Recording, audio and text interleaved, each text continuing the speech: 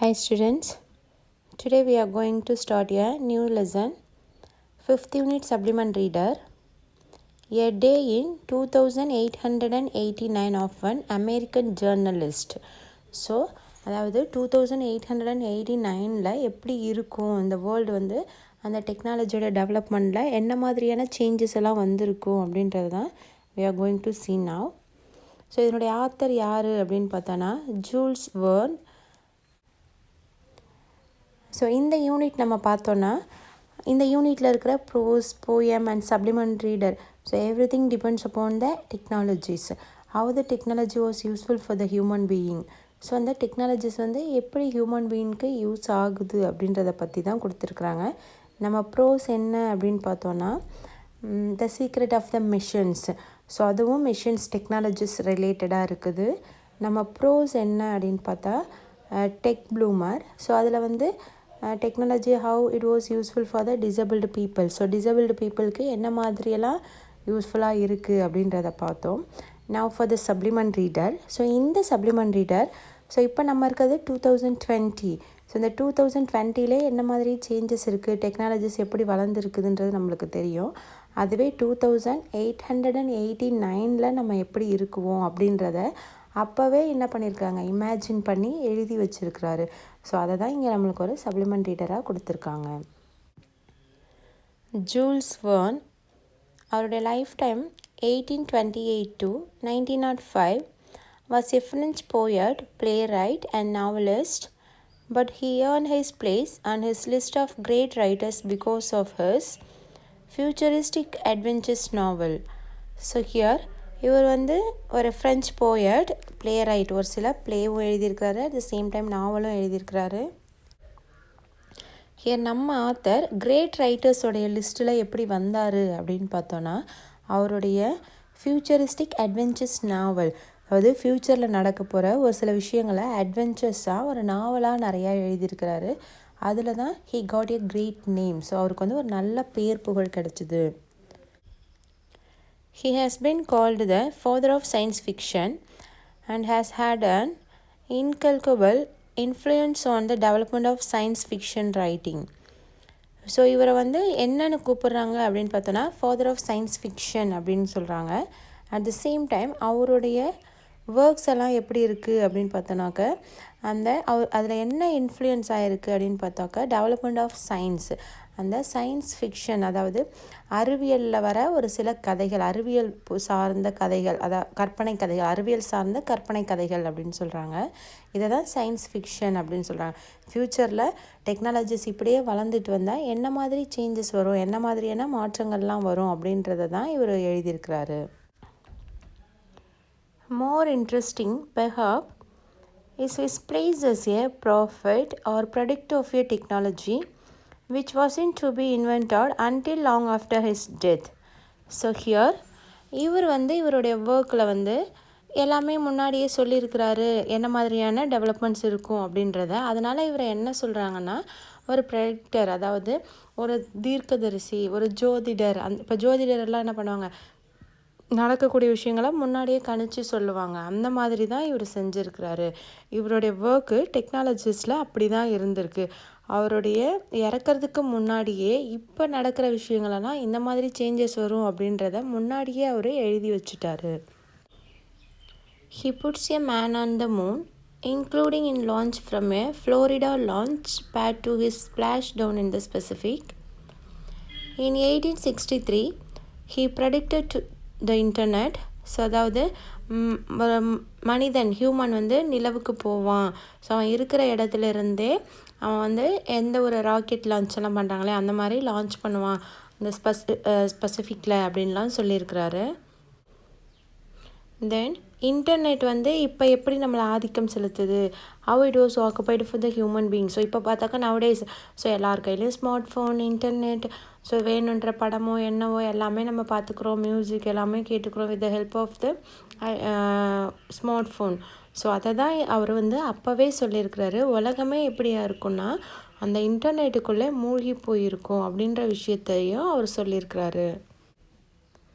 Paris in the 20th century, 1863, despite the detail of modern life. So 20th செஞ்சுரியில் அவங்களுடைய modern life எப்படி இருக்கும் அப்படின்றதையும் சொல்லியிருக்கிறாரு. Skyscraper, television, mail train. So here mail train அப்படின்றது என்னென்னா, இந்த ட்ரெயின் எல்லாமே என்ன ஆகும்னா மேக்னெட்டிலே ஒர்க் ஆகும் அப்படின்னு சொல்கிறாங்க.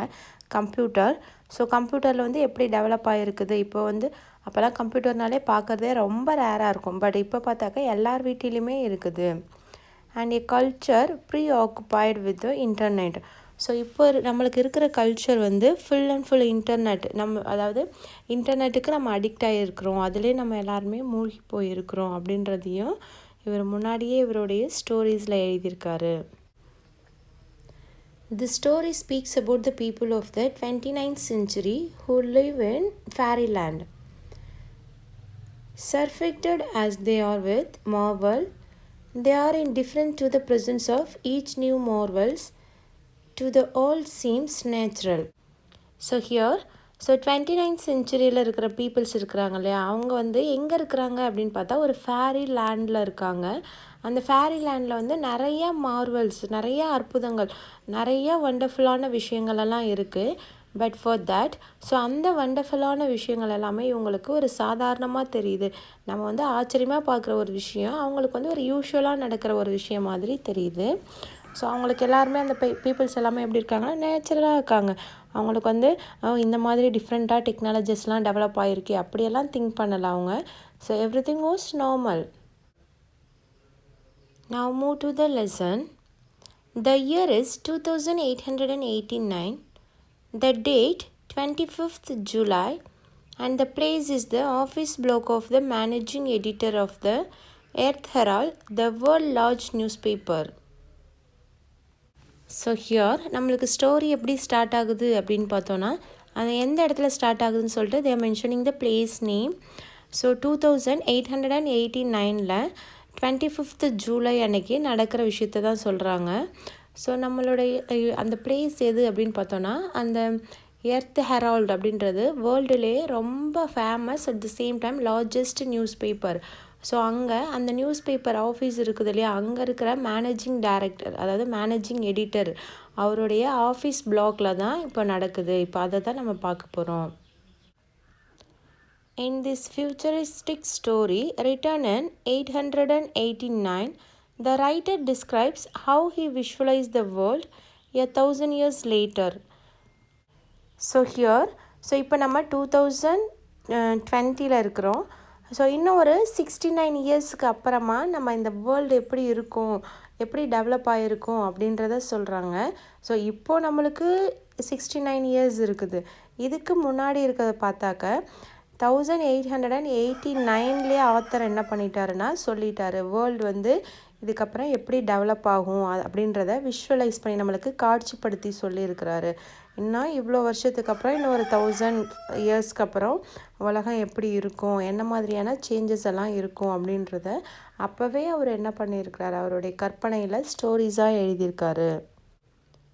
A world of technological advancement where newspaper are not printed but spoken.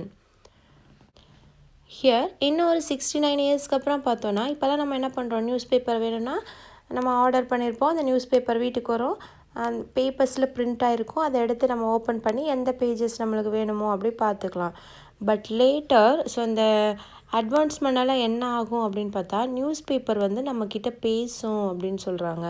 So இப்போ நம்ம இந்த நியூஸ் படிக்கணும், இந்த டேட்டோட இது இல்லை, இப்போ வந்து வெதர் ரிலேட்டடான நியூஸ் பார்க்கணும், இல்லை எஜுகேஷன் ரிலேட்டடான நியூஸ் வேணும் அப்படின்னு நம்ம சொன்னாலே போதும்.